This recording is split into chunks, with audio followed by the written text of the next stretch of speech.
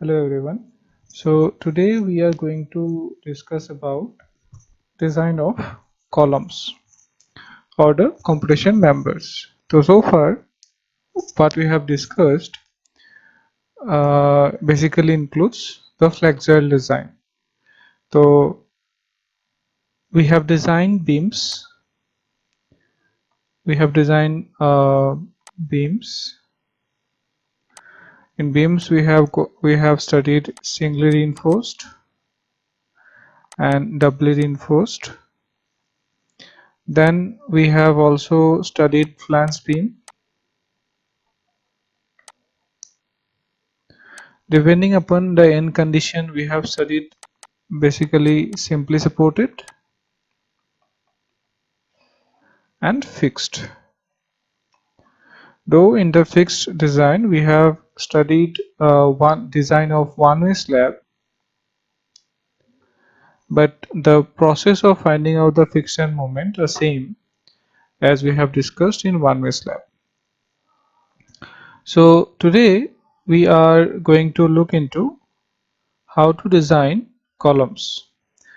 So you know that columns are basically compression elements. That means columns take the compressive force, beams take the flexural force. So in beams we have moments when we load the beam with certain load, either it's a point load or UTL. We encounter some moments at the end, as well as the beam gets deflected or it gets, so that is why we get flexural moments and then shear force, right? But when we are talking about columns, so columns are compression element. So uh, we are not going to get any flexural component over here. In the ideal case, if I'm talking about the ideal case, column is a compression element. So only thing that it has to resist the force that is coming to the column, direct compression force that is coming to the column. Now, before going into designing of columns, I should make you remember certain things that you have probably studied in structure analysis. So first thing is the buckling load.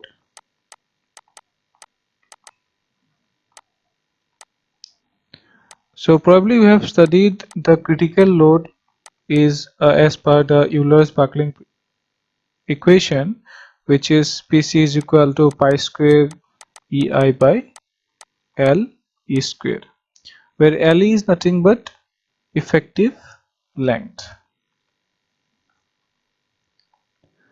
Probably you remember the effective length depends upon the support conditions.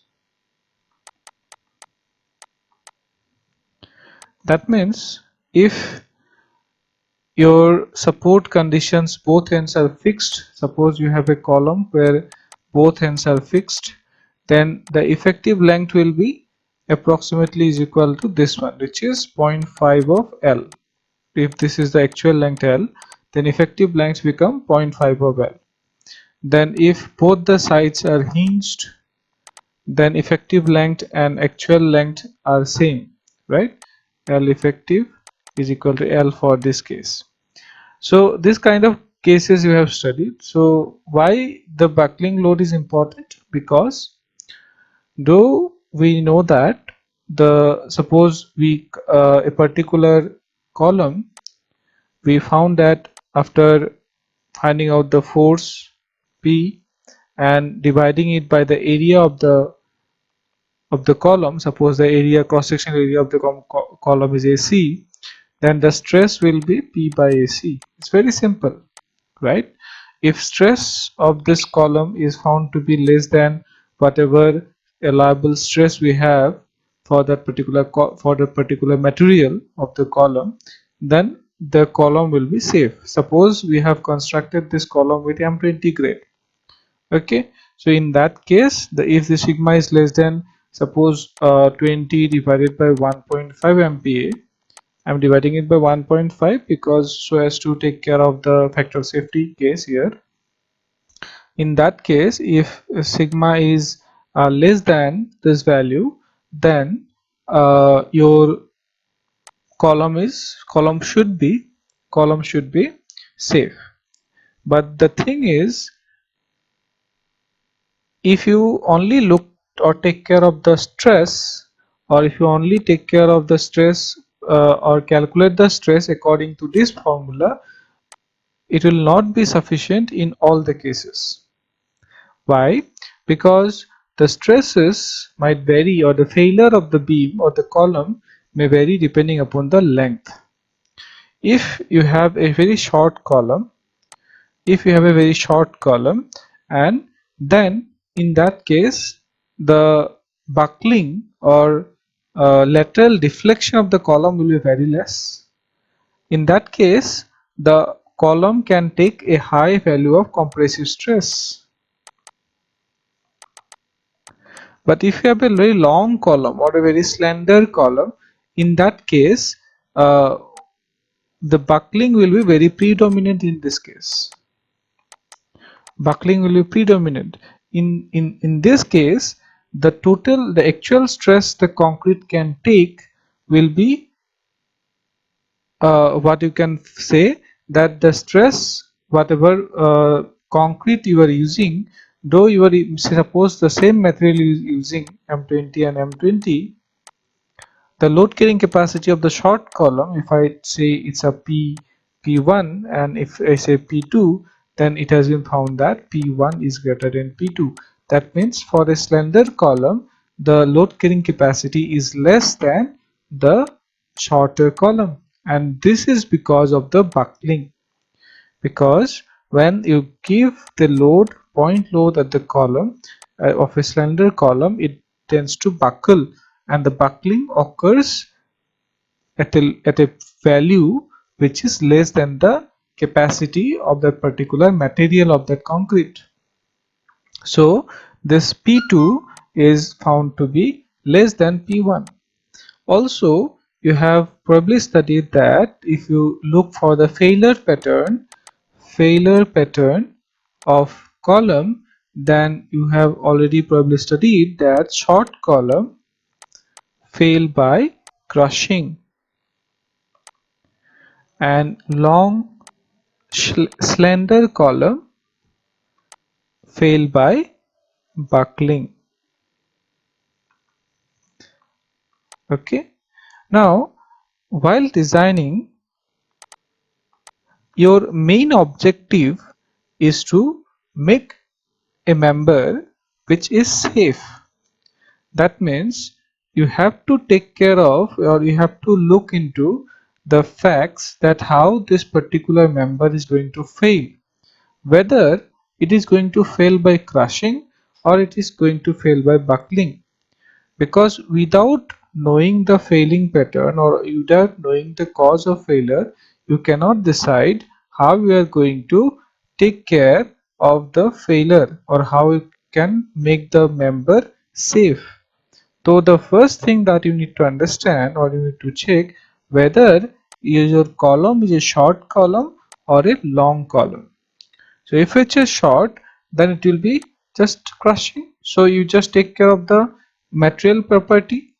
Okay, but if it's a long column, then it will going to fail by buckling, then you have to take care of the buckling load, right? So you have to first check for short column or long column while you are going to design for columns. Also, you have to check for the support conditions. Suppose you have a column here which is something like this. Suppose the bottom portion is fixed and the top portion is free. In that case, if you keep the loading, what will happen? The column will deflect something like this, or its effective length will be how much? Twice of L. If this is the L, then effective length will be 2 times of L. So depending upon the support condition, your buckling is going to vary. So you have to check for support condition also. This is important. So you have to look for support condition. Also, another thing is very important, that is moment. We are going to discuss about this while we will be designing columns with axial load as well as moment. So, but I would just like to give you a few insight of this, that suppose you have a column, suppose this is the cross section. Okay, so suppose this is the x-axis, this is the y-axis, this is the origin. Okay, so if the point load, that is the load is acting at this location, if load is acting over here at the center or the CG of the cross section, in that case there will be, the whole section will be under pure compression. This is something like, if I show you the elevation, suppose it is completely at the mid. Okay, suppose this is the this is the width is suppose b, then the distance is b by 2 at the center. Again it is from the other side also, so I'm saying that it is completely at the center. In that case, the stress in the concrete, if you want to find out what is the stress in the concrete, is simply P by A. Okay, but the problem occurs when the point load is not at the center but somewhere with certain eccentricity. Suppose at this location you have the point load P. The point load P is acting at this location. In this case we have a eccentricity values, one eccentricity over here which is suppose EY and one is EX. So we have two eccentricities, this is EY, sorry, EX, and this is EY. Let me show you properly. So if suppose this is the column and the point load, that is the axial load, is acting somewhere here, this is P, then the distance from the center is basically called eccentricity, right? Suppose this is X, this is Y, and this is EY, and this is EX. So EX and EY basically gives you the eccentricity. Now the problem is, if this is the case, you will not have pure compression, because there will be a certain amount of moment that will come into play on the column.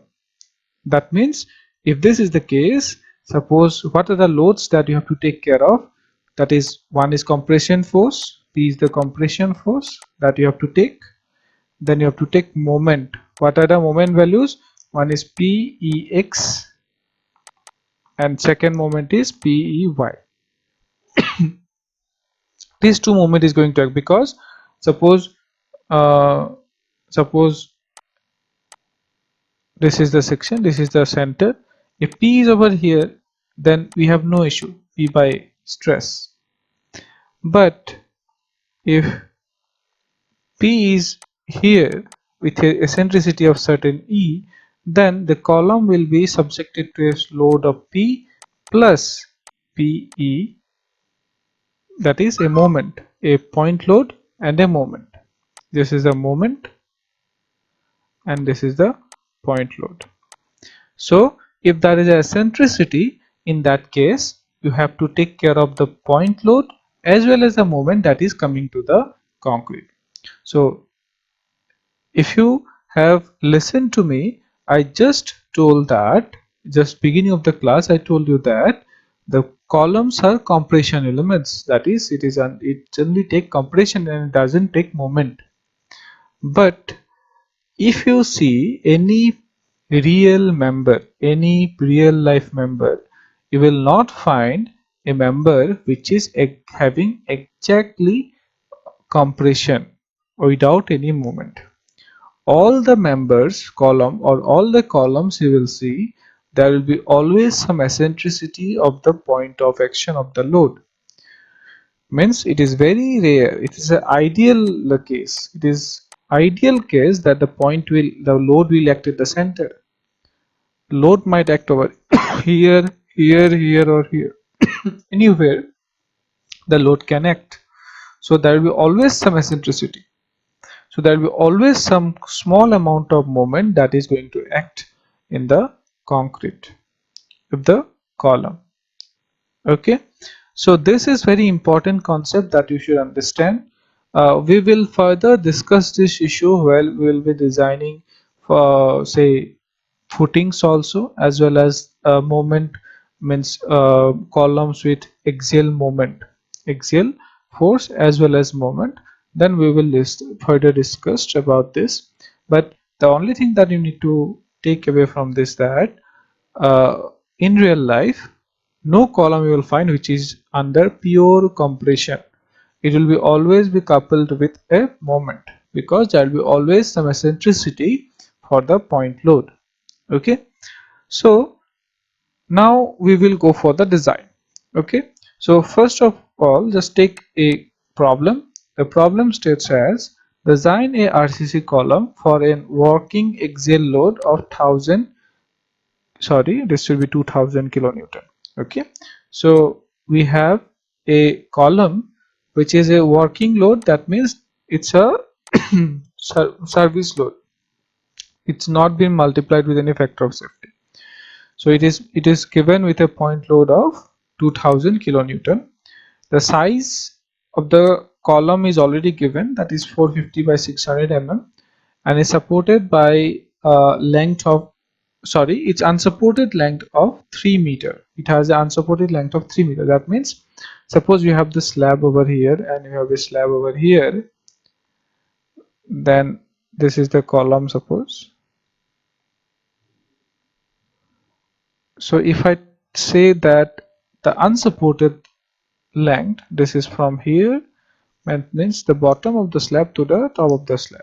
Okay, there is unsupported portion. So unsupported length is 3 meter, and M20 and M41 Fe415 grade of steel to be used, and the column is fixed at both the ends. That means the column is fixed or braced, you can say.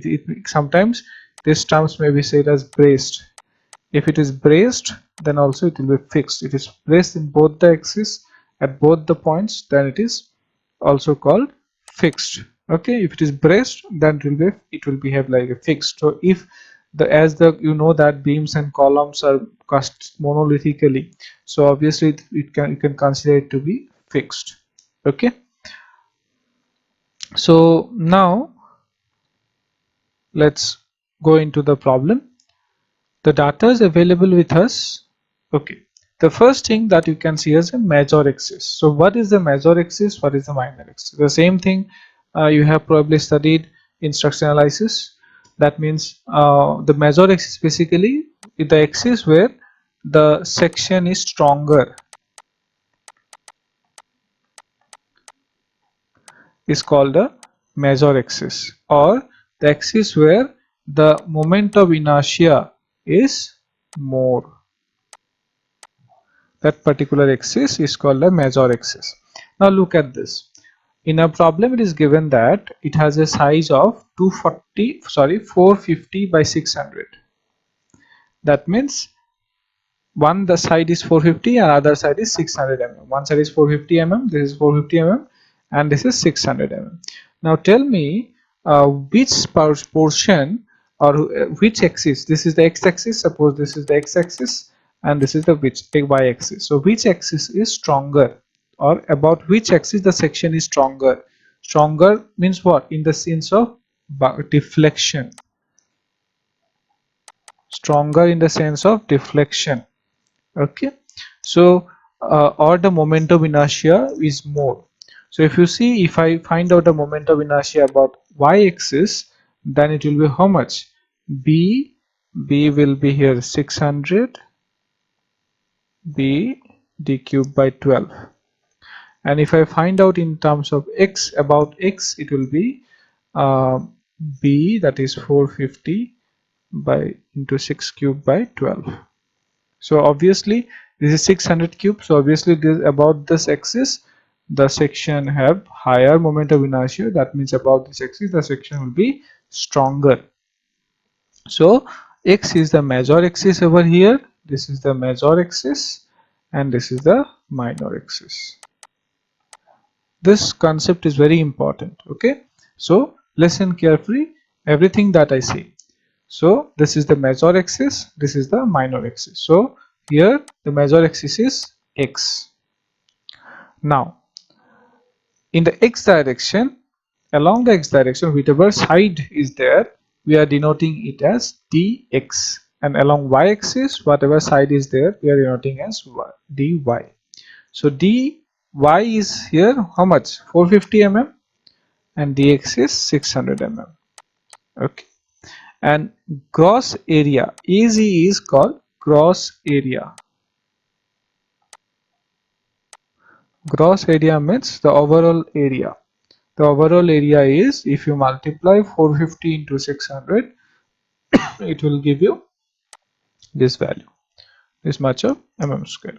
Okay, now working load that is given as per the question is 2000 kilonewton, and unsupported length L is 3000 mm. Okay, and FCK is M20 and Fy is Fe415. So these are the data that are available with us. Now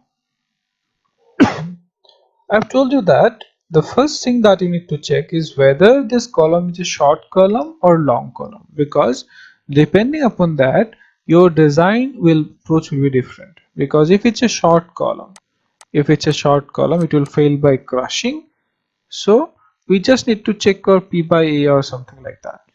But if it's a long column, if it is a long column, in that case you have to look for buckling, or you have to take care of the moment that is going to come.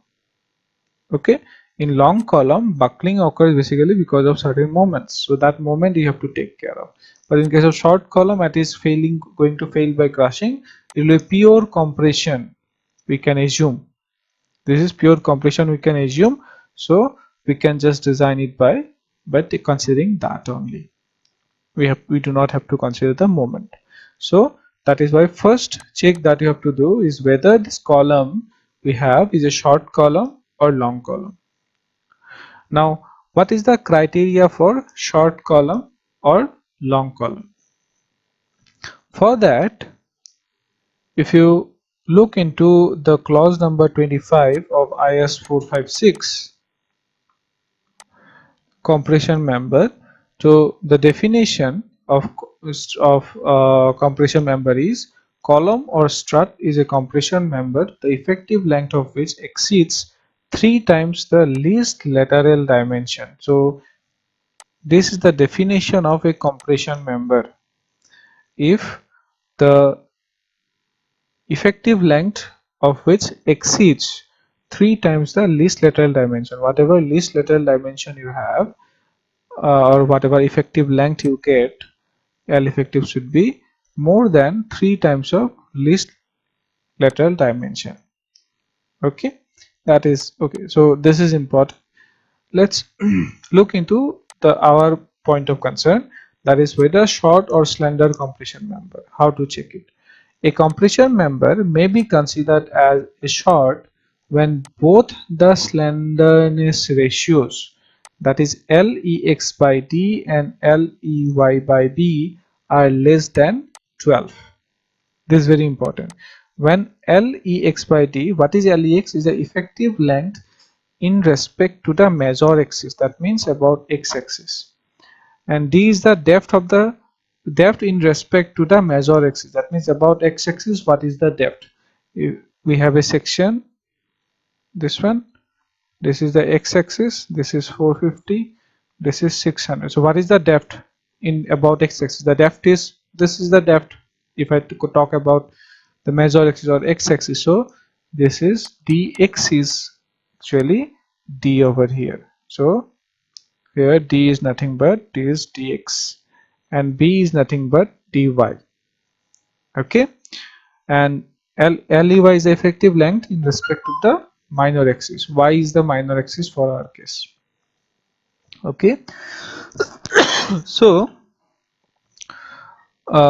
here to check for whether we have a short column or long column, first thing that we have to do is we have to find out the effective length, then we have to divide it by D, and B we have to find both separately, and we have to find out LEX by D and LEY by B, and we have to see whether both of them, important, both of them should be less than 12.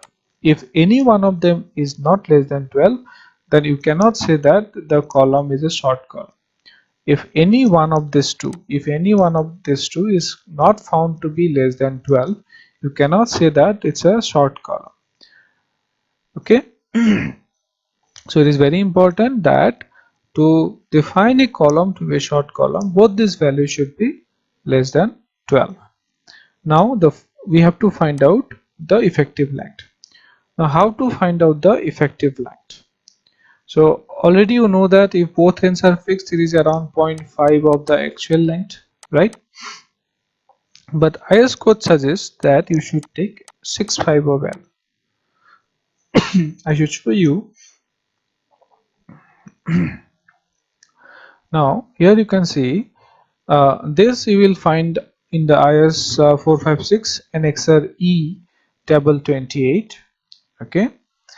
Here in this side we have different end conditions, and this particular column is for different symbols, you can, so that you understand, and these are theoretical values, that means as per Euler's theory, and these are recommended values.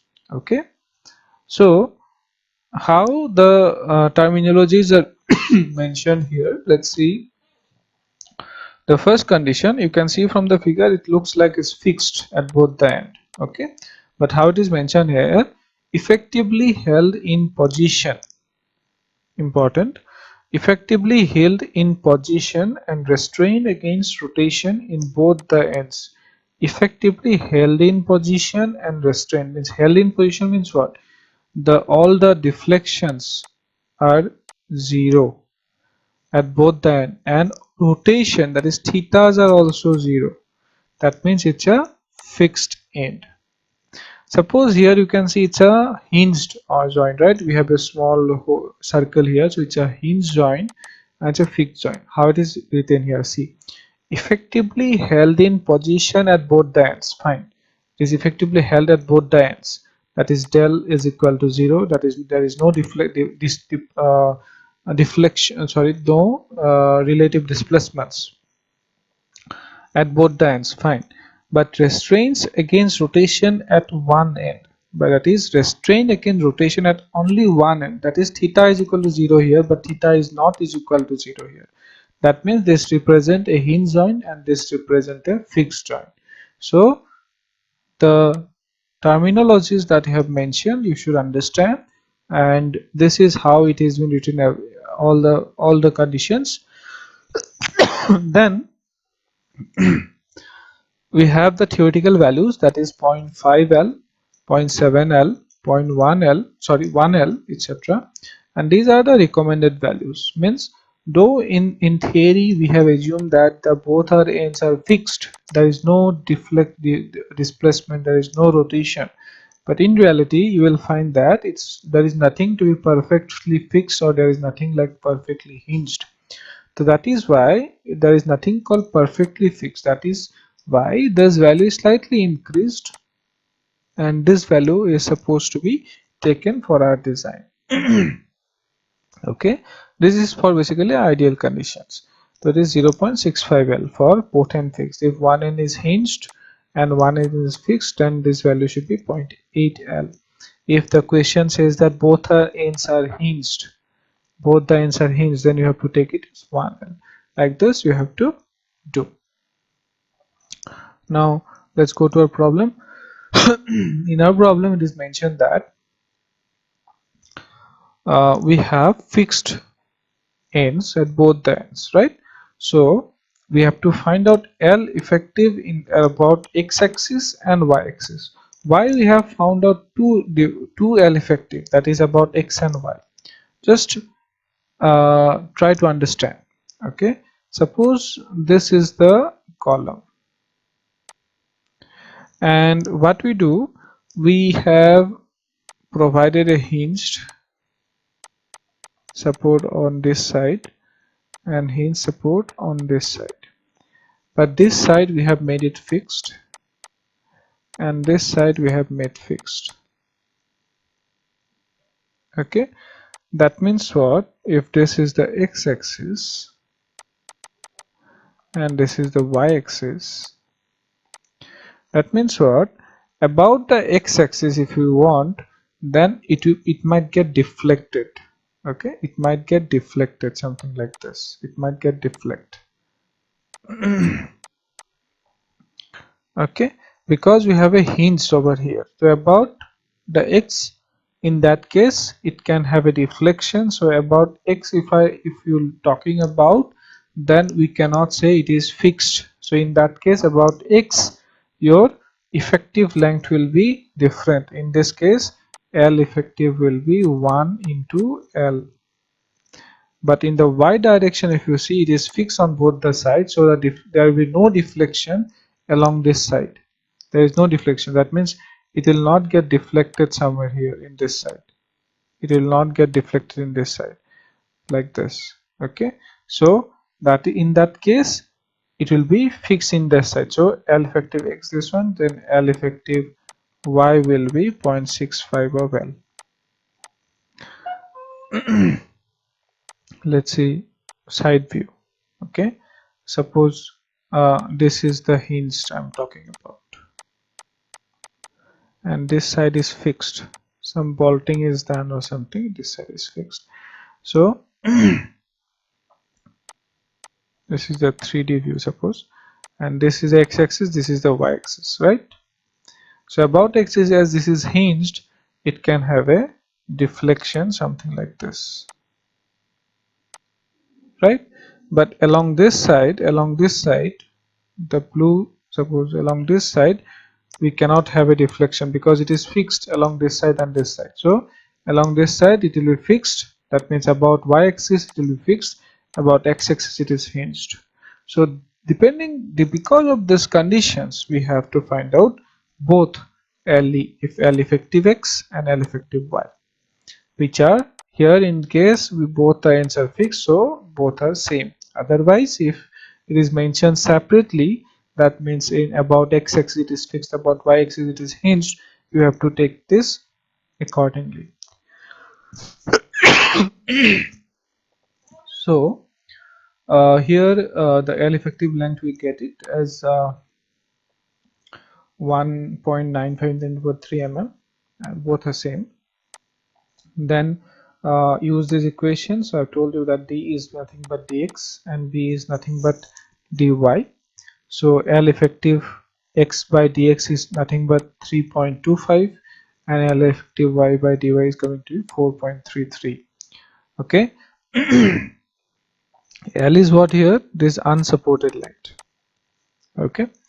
Now you can see that both these values are less than 12, so hence this column is a short column. Understood? So this column will be a short column. So which is a very good thing basically, because you can see that or you will see that design of short column is easier compared to a design of a long column. Okay. Now I told you that the columns are it is ideal that the column is going to means or going to have a purely compressive behavior. That means only compression is going to act, or only point load is going to act at the center or the CG of the cross section. It is very rare. There will be always some eccentricity. So if there is eccentricity, then there will be moment. So in the real life there is no member which has eccentricity or which do not have eccentricity. So IS code gives you that tells you that to check for the minimum eccentricity for all kind of columns, whether short, long, or you have to check for minimum eccentricity. This is a must. So which can be found out in the clause 25.4, the minimum eccentricity clause. The all columns shall be designed for a minimum eccentricity equal to unsupported length of the column divided by 500 plus the lateral dimension divided by 30. subject to a minimum of 20 mm. Okay, where biaxial bending is considered sufficient to ensure that eccentricity exceeds the minimum about one axis at a time. The second line we will discuss later, but see the first thing. That means all the columns should be designed for a minimum eccentricity, and the eccentricity should be is equal to unsupported length divided by 500 plus the lateral dimension divided by 30. This is very important. L by 500 plus D by 30. This equation is very important. Many a times this question has been asked in the gate. So uh, now let's find out what is the minimum eccentricity in the x and the y direction. So this is the x, this is the y. So in the x direction, suppose what is the minimum eccentricity we should consider, and in the y direction, what is the minimum eccentricity we have to consider. So x minimum is L by 500 plus dx by 30. Okay, and dy minimum is L by 500 dy by 30. So you just put the values, you can find out it is 26 and 21, and minimum is 20 mm. Okay, suppose this value come to be 18, then you have to assume it to be 20. Okay, it should be 20 mm minimum. It should not be less than 20 mm. It's so we have 26 and 21, so it is okay. But if suppose you get a value 18, then you have to assume 20. So that means you have to design for a minimum moment of 20 mm, minimum eccentricity of 20 mm. Okay, so this is the minimum eccentricity. That means you should take care of a moment is equal to P into Ex minimum, and it is m1 m2 is equal to P into Ey minimum. These three things that you have to consider. Okay, now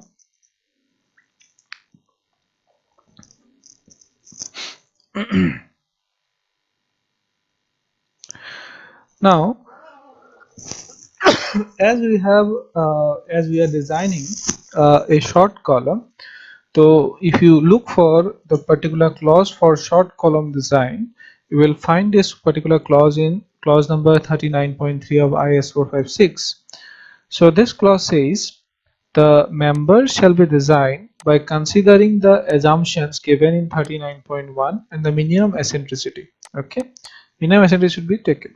So when the minimum eccentricity as per 25.4, that is the previous clause that we have discussed, does not exceed 0.05 times the lateral dimension, the members shall be designed in the following equation. So it says another thing. That means fine. The we have to design. That means that is the clause number 25.4 told you that you have to design considering a minimum moment. Okay, that is Ex minimum. P is P into Ex minimum. You have to take, and P into Ey minimum you have to take, and whatever moment is there you have to consider for all your designs. But when we are going to design for a short column, it has been said that if the minimum eccentricity lies within this range, that is 0.05 times of lateral dimension, then no need to consider that particular moment. What does it says? Suppose we have this column.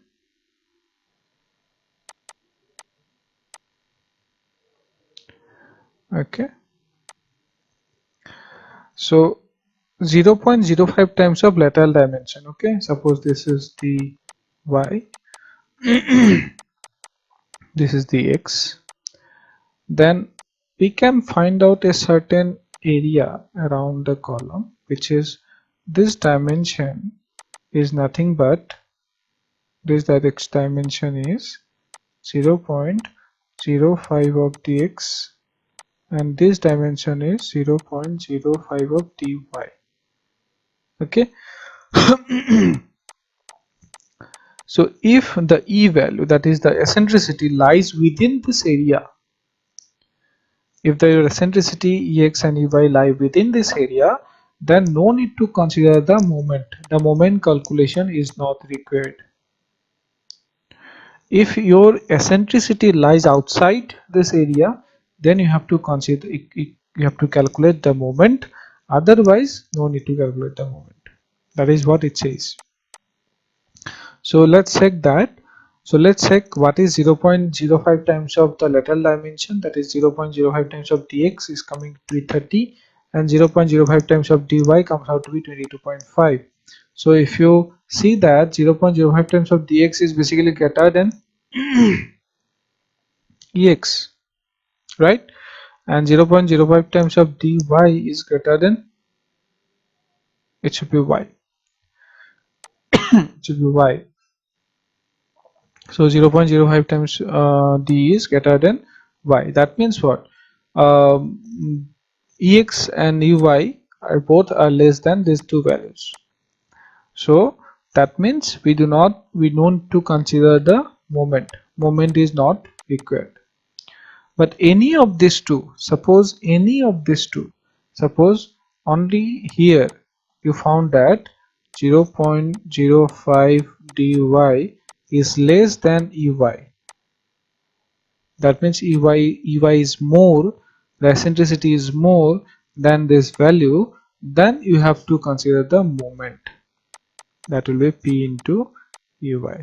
This moment you have to consider for the design, but here no need to consider this case. Is clear? So as both these values are less than ex and ey here, so it is okay and the moment is not required, so we can directly design is as per this equation, that is Pu is equal to 0.4 FCKSC plus 0.67 FYSC. This equation is only valid if the minimum eccentricities are found to be less than 0.05 times of the lateral dimension for both the axes. Now FCK is the characteristic compressive strength, AC is the area of the concrete, Fy is the characteristic compressive strength of the reinforcement, and ASC is the area of the longitudinal reinforcement in the column. This is area of the longitudinal reinforcement in the column. Okay. Now now let's find out what is a factored load. Let's multiply with 1.5, it is 3, and then design of longitudinal reinforcement. Longitudinal reinforcement can be calculated from this equation. Pu is equal to 0.4 FCK AZ. This is the cross area we have already calculated, and a small modification has been done in the equation. You can see 0.67 FYASC, and here it is AC. You just look it very carefully. It's written AC, area of concrete. Area of concrete. Area of concrete means what? The steel is efficient over here. So AC will be what? AZ, gross area, minus ASC. Gross area, in gross area steel are also there, minus ASC, then you will get the concrete area. So that is what has been done. So 0.4 FCKAZ plus 0.67 FY minus 0.4 FCKASC. Okay. So from this you can find out how much steel is required. You put the values, you will get this much of mm square of steel is required. Okay. So this much is for design for short column. It's very easy. But the thing is now how you are going to detailing of columns. So we have certain clause. Let's look into this clause. So you will see that the detailing of column can be found in clause number 26.5.3.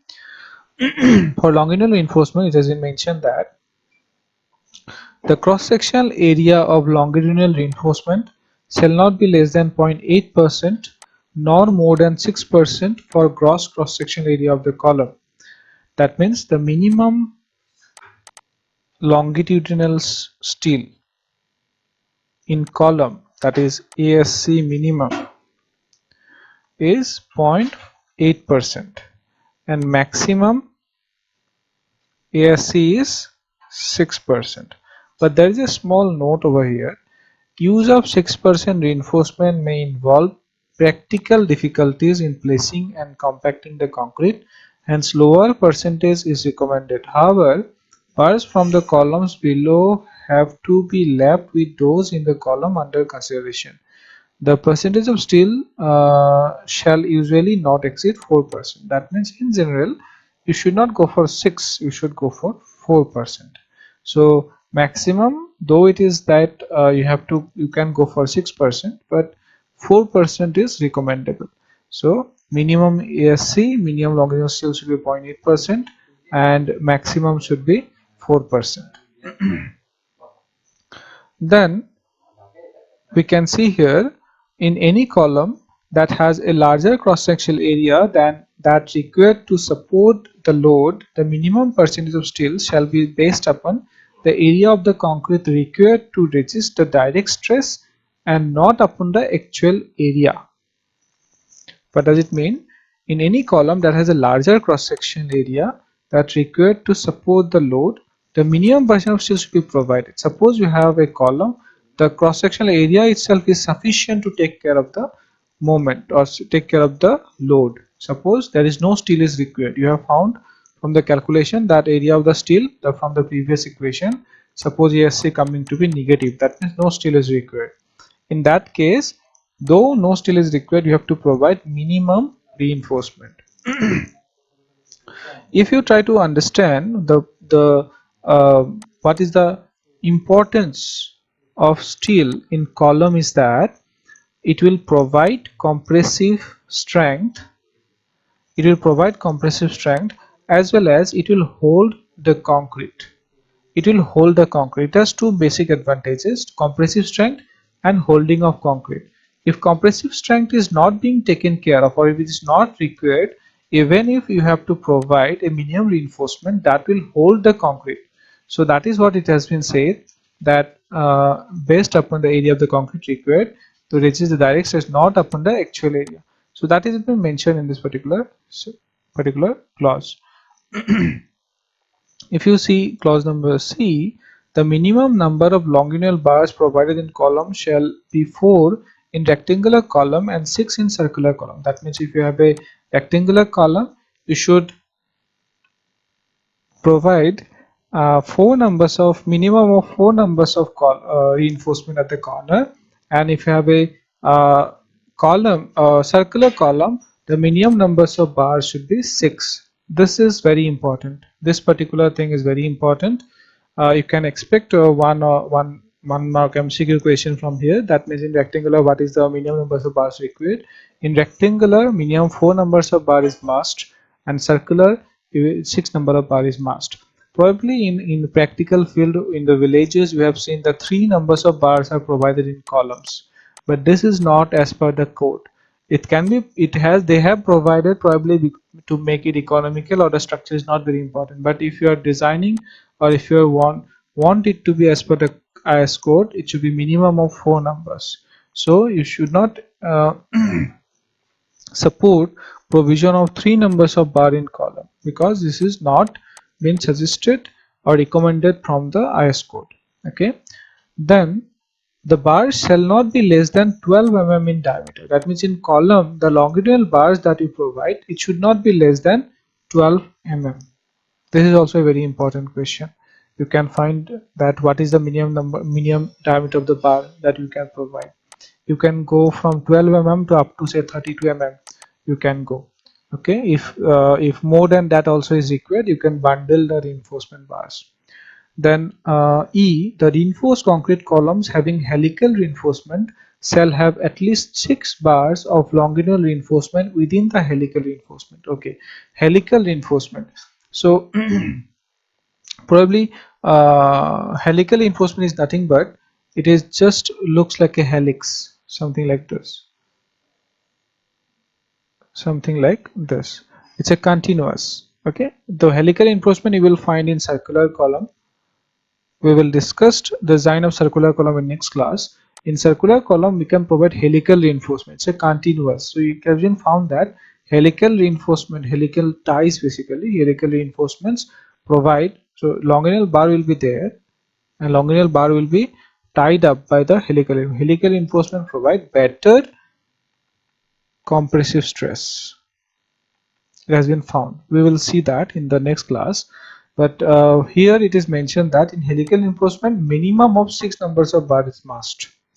Okay, so it shall be yeah, this one, 6 bars of longitudinal reinforcement within the helical reinforcement is must. That is basically same as circular column.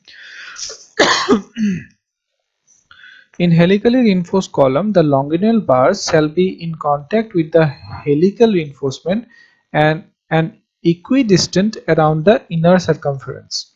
So it has the pitch or the distance of the helix should be same, as well as it should be in direct contact with the longitudinal bars. You will see this kind of helical reinforcement very frequently if you look for piles.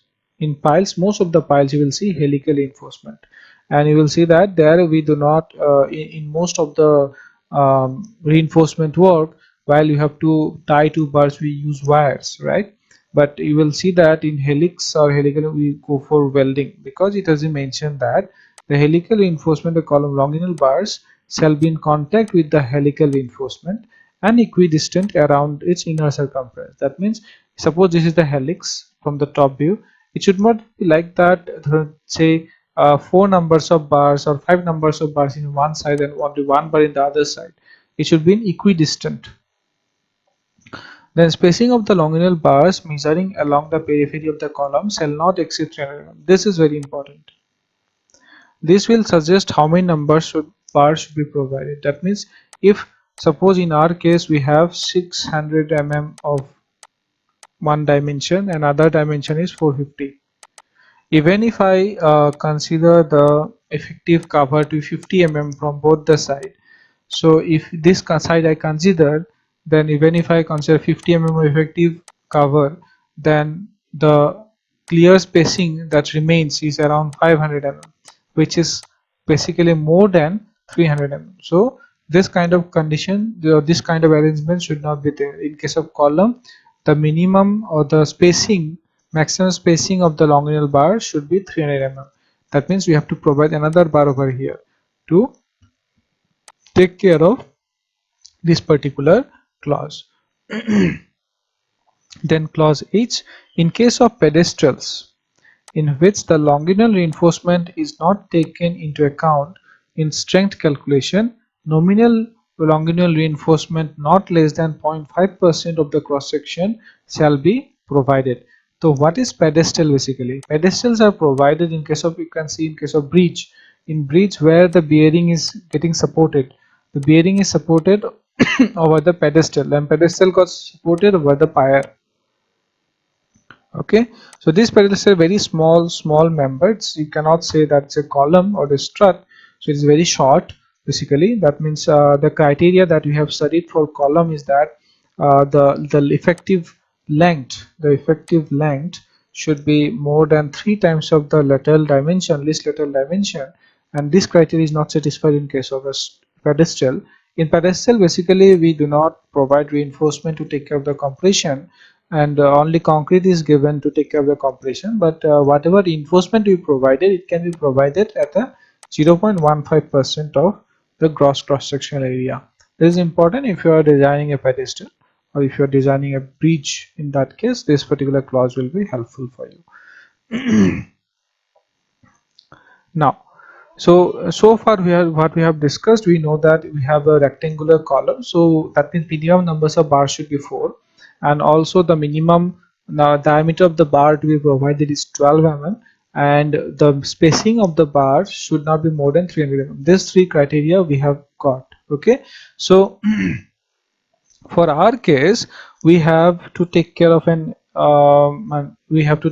a cross-sectional area of 3.111 into 10 to the power 3 mm square. This much of area of steel to be provided. Okay, so you can just divide it by suppose 25 bars, cross sectional area of 25 bars, and you find out how many numbers of bars are required, then you can provide it. So let's first find out that how if I provide four numbers of 25 bars at the corner, okay, then how much area it will contribute. Then if I provide four numbers of 25 bar, it will contribute around 1.96 into 10 power 3 square, but our requirement is 3.11 into 10 to the power 3 square of area. So let us provide another four numbers of bars which are equally distributed all along the side. So another 420 bars. In that case, it will contribute an area of 1.256 into 10 to the power 3 square. So total it will in that means 425 bars at the corner and 421 bars in between. We can get a total area of around 3.219 unit per 3 square, so which is basically more than what is required. So this we can provide. Okay, now understand few things, that in case of column, if you are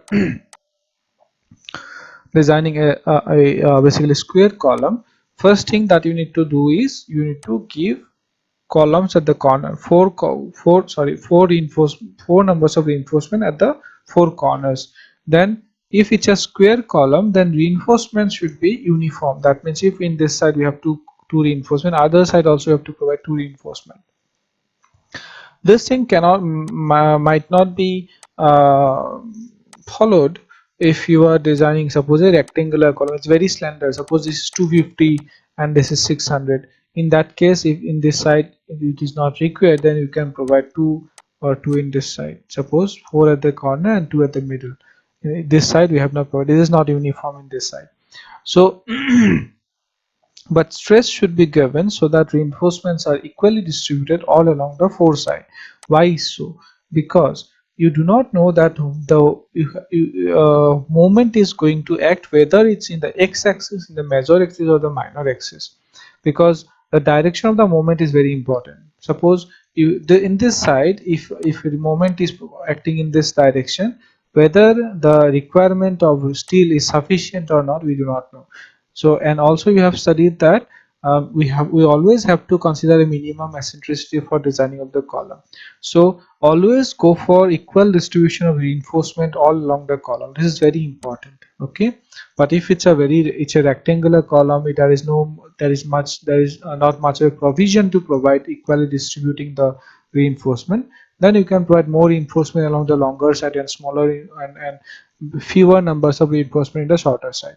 But if it's a square column, it is must that you provide the reinforcement equally all along the four sides.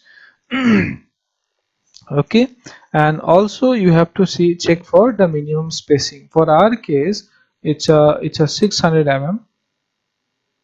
the longer side is 600 and we have 25 bars at the both the corners, all the corners, and another 20 at the middle.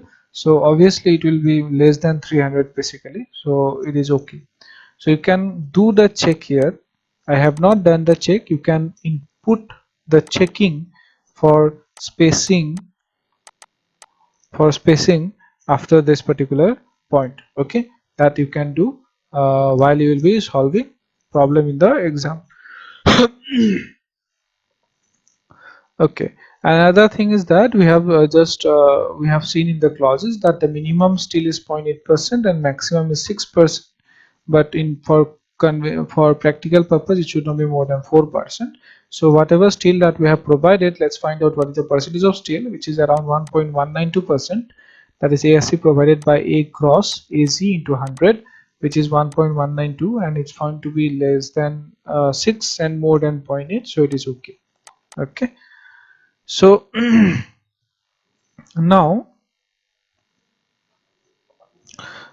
if you have seen column, it not only contains longitudinal reinforcement, it also contains lateral ties. Okay, so how to provide the lateral ties?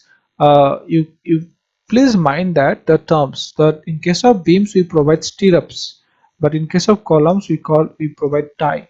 The term itself signifies certain important factors about this. Stirrups take care of shear, but lateral ties it is not compulsory that it will be taking shear.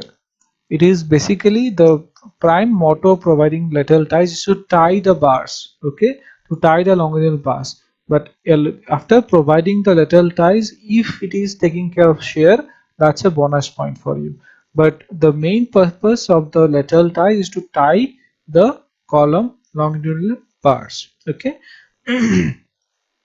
So you should study the particular clauses 26.5.3.2, all the important things that have been mentioned over here. So let me tell you few key things that you should remember, that in case of lateral ties, the minimum diameter of lateral tie is basically 6 mm. We will see that, we'll see. But and while providing the lateral tie, you will see a hook is provided. This is called hook.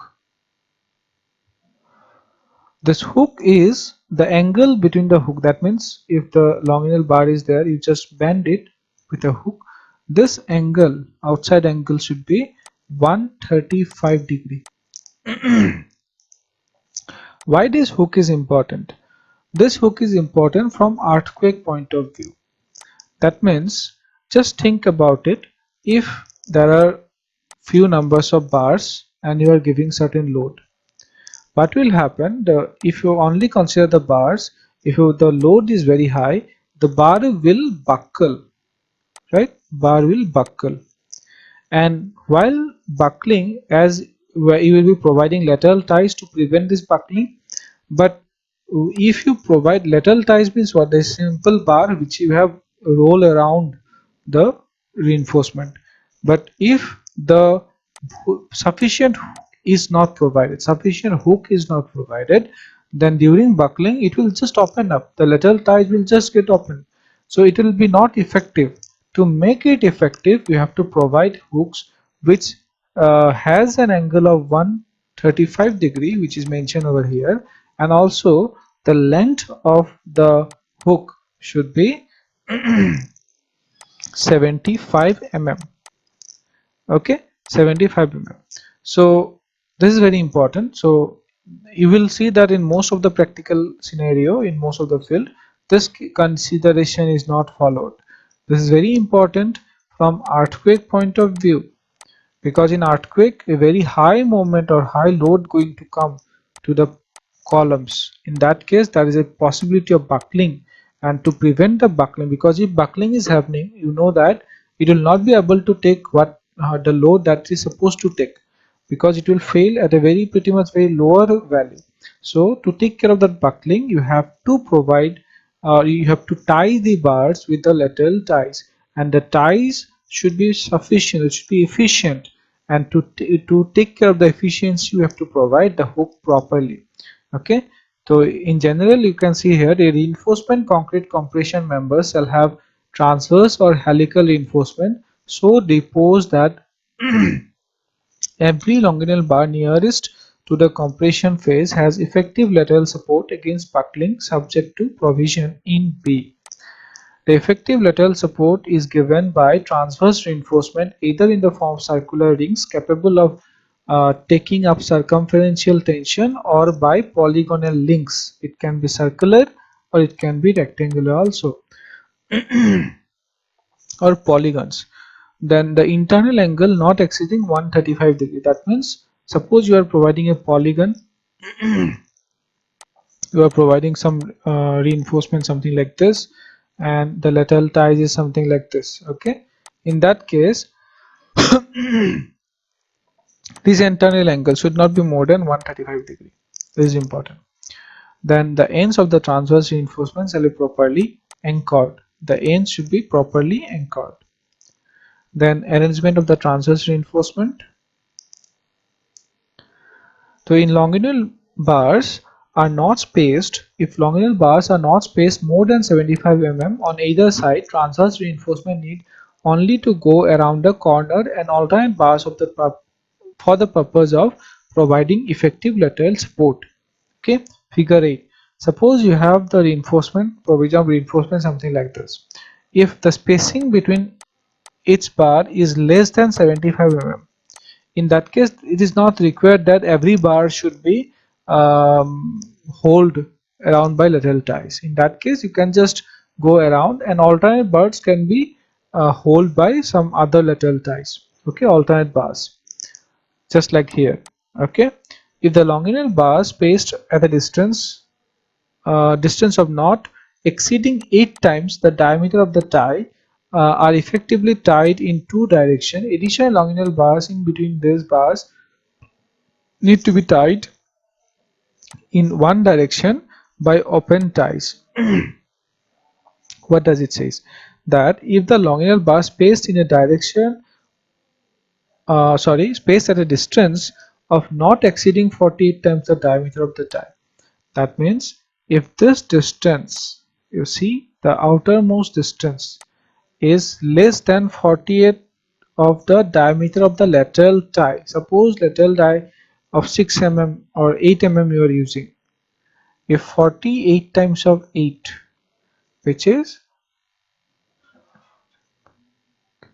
38, so 384, suppose this distance is less than 384, suppose it's 300 mm.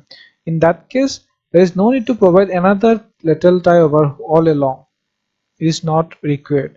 What you can do, you can just take one bar, you can cut it and you can bend it and hold around the bars. This can be done. That means this, here you can see one complete bar is there. Here actually there are two numbers of bars, two numbers of tie are there. One tie is something like this and another tie is something like this. Or here you can see there is one is all around and another two. This kind of setup can be provided. Okay, so there are different cases. I think you can study and you can see the figure. If you study well, if you study these particular clauses, it will be helpful for you. But I will only tell you that this particular important clause, that is point C, the pitch and diameter of the lateral ties. Pitch means what? The distance between the ties. Suppose this is the column, the what is the spacing or the what is the distance of the ties. The pitch of the transverse reinforcement shall not be more than the least of the following. The least lateral dimension of the compression member, that means this distance should be the minimum of the minimum or the least dimension of the member, and the 16 times the smallest diameter of the longitudinal bars. Okay, suppose you have provided 20 mm, smallest is 20 mm, then this distance should not be it should not be 16 times of this 20. Okay, it should not be more than this, it should be less than this. Okay, you have to consider these two condition, also 300 mm, these three condition. Whatever is the minimum, you have to provide less than that. And the diameter of the polygonal link or lateral tie shall not be less than 1/4 of the diameter of the longest longitudinal bars. Sorry, the largest longitudinal bar. So in our case, we have provided 25 mm. So 25 mm by 1/4 means 25 by 4. Either this one or in no case shall be less than, it should be not 16. It's a mistake in the IS code. It should be 6 mm. So the diameter should be it should not be less than this two. Either it is the largest diameter divided by 4 or the 6 mm. Okay, so when we will solve the problem you will understand this. So lateral ties, we have seen that for lateral ties we have not done any calculation, so it is just provided to hold the bars. So lateral ties, here the tie diameter should be considered what, either the maximum diameter of the bar we have used 25 mm, 25 by 4 which is 6.25 mm, or 6 mm, or whichever is less is 6 mm, right? So the bar to be provided should be more than this. Okay, so it is 8 mm, so it should be, it is more than 6.25 or 6, it is more than this, so 8 mm bar to be provided. Okay, 6 mm bar you cannot provide because it will be less than 6.25, so it is not going to work. So you have to provide 25 mm bar.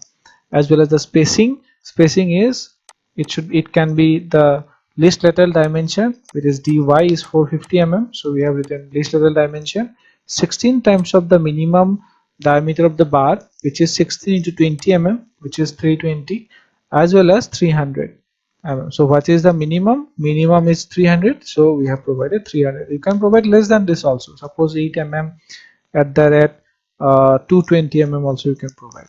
Okay, so here this 300 mm I have provided, so it is okay. So with this, basically we can conclude our design for short column. This is a drawing. The drawing is very important. You already have drawn the column with a reinforcement in civil engineering drawing, but probably today you have understood how to calculate the longitudinal bars as well as the stirrups. Now you can see we have the 6 number corners, we have 25 mm bars, and at the middle, at the mid section, we have a 20 mm bars. Then lateral ties we have provided 1 2 3 4, and these are for holding the other 4 numbers of bars. Okay, so this kind of reinforcement is provided. So clear cover assume is for 40 mm over here. So this is what you have to draw. You have to finally come up with. Your design objective is to come up with this drawing. Okay, so probably you have understood. If you have any doubt, you can let me know. And with this, I would like to conclude today's class.